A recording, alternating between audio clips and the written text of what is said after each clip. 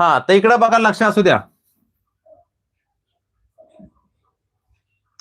7वी pass, ज्यांचं 7वी pass, 10वी pass, 12वी पास आहे जे जे विद्यार्थी, त्या सगळ्यांसाठी.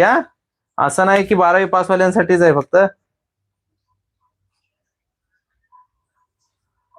आणि हायकोर्टला इंग्लिश मराठी दोन्ही पण लागते टायपिंग.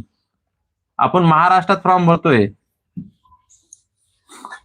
हे बघा, जे विद्यार्थी 7वी पास आहेत, जे विद्यार्थी 10वी पास आहेत आणि जे विद्यार्थी 12वी पास आहेत किंवा ज्यांचं ग्रॅज्युएशन BA वगैरे झालेलं असेल, बराबर, जे हे बघा, हे फर्स्ट, सेकंड, थर्ड आणि फोर्थ, पहिला, दुसरा, तिसरा आणि चौथा.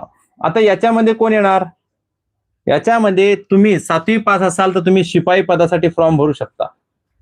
10वी पास असाल तर तुम्ही ड्रायव्हर पदासाठी फॉर्म भरू शकता. 12वी पास असणार तर तुम्ही लिपिक पदासाठी फॉर्म भरू शकता.